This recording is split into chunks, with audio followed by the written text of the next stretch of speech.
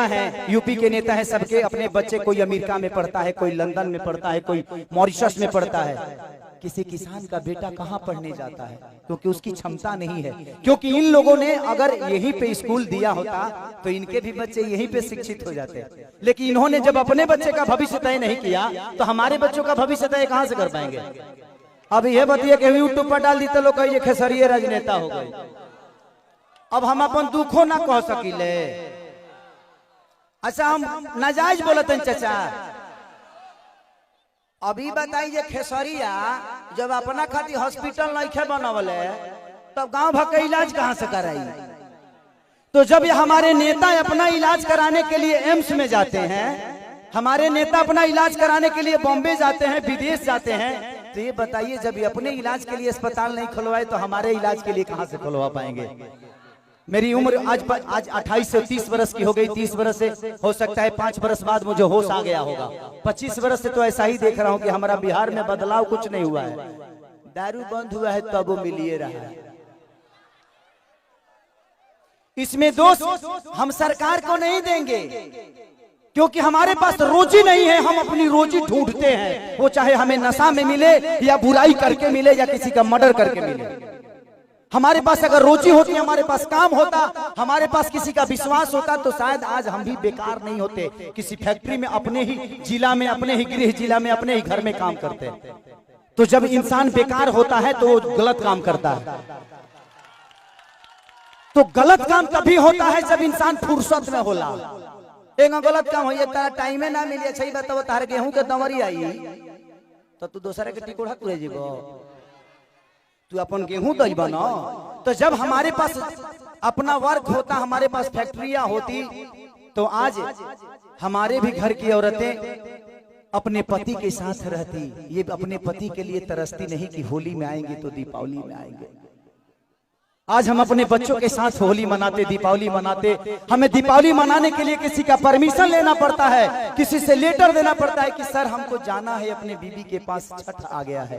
तो हमें तो त्योहार मनाने की भी आजादी नहीं मिलती है। ऐसे राज्य में हम पैदा हो गए हैं। हमें ऐसे राज्य से नफरत नहीं है, लेकिन यहाँ के सिस्टम से मुझे नफरत है कि यहाँ के सिस्टम हमें कहीं का नहीं छोड़ा, कहीं ले ही नहीं गया। इनका एक ही काम है कि जब बाढ़ आई ना, इलेक्शन के बाद हमें इलो रोज मिली। अगर इलेक्शन बा जहाँ बाढ़ आई कि चिवड़ा खात खात पेट मॉल हो जाए, खूब खाए बरवा चिवड़ा। लेकिन यही इलेक्शन बीतते ही एक भी आदमी, हाँ, जो आपके दर्दों को समझता है। मैं किसी राजनेता पे उंगली नहीं उठा रहा हूँ, मैं सिस्टम पे बात कर रहा हूँ। मुझे दुख होता है ऐसे देख के।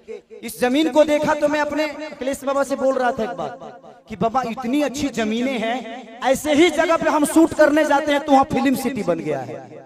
यही जंगल मुझे मिलती है मैं जब शूटिंग करने जाता हूँ तो। इससे कुछ वीआईपी नहीं मिलता है, लेकिन हमें वहां मिलता है क्योंकि वहां के सिस्टम ने उस जगह को बनाया है। व्यवस्था तो हमनी के बनावे के पड़ी। साल अच्छा 5 साल में एक बार मौका मिला, ओकरो में हमनी के फ्रूटी पा खा जाइले से तो कहां से व्यवस्था के दे दी? हमें अपने आप को बदलना पड़ेगा।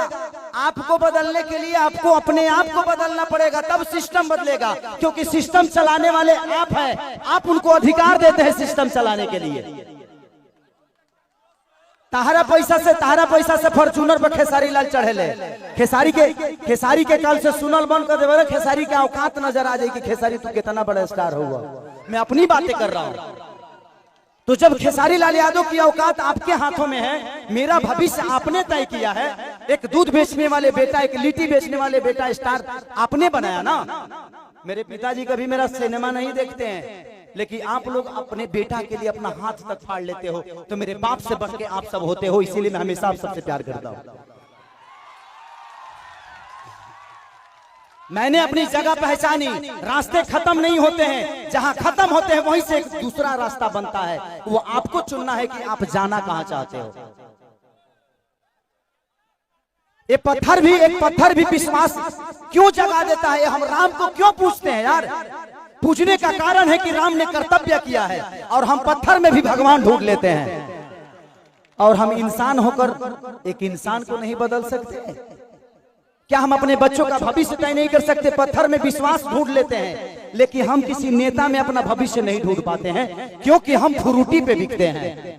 हमें फ्रूटी छोड़ना होगा। 5 साल बाद मौका होता है, ऐसा काम कर दो कि आदमी लोग बन जाओ, अपने आप समझ में आ जाए कि नेतागिरी का होला। हर आदमी के लिए बात करता हूं। मैं देखा तो मुझे दुख हुआ कि इतने सारे जमीन के बावजूद, मैं किसी सरकार पे उंगली नहीं उठा रहा हूं, लेकिन मैं बातें बोलता हूं कि अगर मेरी बातें यूट्यूब के माध्यम से कहीं ना कहीं तो चलिए जाए, हम जानते नहीं। लेकिन मैं यही कहना चाहता हूं सरकार से कि यहाँ 5000 एकड़ जमीन है, 100 एकड़ में एक फिल्म सिटी बना दो यार, कि मैं अपने भाइयों के साथ यहाँ शूटिंग करने आऊं। अगर मुझे लगता है ना, अगर यहाँ पे फिल्म सिटी 100 एकड़ में बन गया तो बिहार की सबसे खूबसूरत ये जगह होगी, ये मेरा दावा है, ये मैं जानता हूं। और पूरी दुनिया यहाँ पे आएगी शूटिंग करने, चाहे वो सलमान खान हो, अमिताभ बच्चन हो या अक्षय कुमार हो। खेसरिया के तक घर है तो झड़ो फिरे खाती चले। हमार तो बतिया हटा दे, हम तो घर के बेटा हैं, ये जमीन के उपजल एगो अनाज है। लेकिन दुख होता है, हमके बड़ा दुख लगल है, ऐसा नहीं होता। ये जगह देख के दुख ना लगल है, इतना सुंदर जगह बाने ओकरा बावजूदो हमनी के अपना जमीन पर फसल नहीं किसे उगा पावत। ई हमनी के ब्रह्मणा बा, जे हमनी के कितना तकलीफ में बानी जा। अरे आप पिता हैं, क्या कहूं? अरे वो तो बहुत दूर की बात कह दीजिए, मुंह हम लोगों को चलने के लिए रोड नहीं मिल रहा है। देखिए यहाँ से वहां से एक बार एग्रीमेंट भी हुआ था, सरकार बनने नहीं दे रही है। हम लोग क्या करें? अब कोई रास्ता नहीं मिल रहा है। तिल्हार से यहाँ आने जाने के लिए सेमरा तक रोड हुआ था, सरकार वन विभाग करने नहीं दे रहा है। ये तो बड़ी बात कह दी, 500 बीघा काम करने के लिए। एगो बात बताई, हम बहुत गरीब परिवार की बेटे लगे 50-100 करोड़ 200 करोड़ रुपया नहीं थे, लेकिन भगवान अगर हमके बहुत बड़ा जहिया बना दी है ना, हम वादा करत नहीं। हम ऐसे वादा करके देखिए, हम नेता ना है, हमके वोट नहीं खेले के, और वो लोग आशीर्वाद देवे दिले हमारे खातिर बहुत बा। हम वादा करत नहीं कि भगवान अगर हमके बहुत बड़ा आदमी बना दे ना, तो हम अपना पैसा से फिल्म सिटी बनाए भेजी गया, जमीन लोग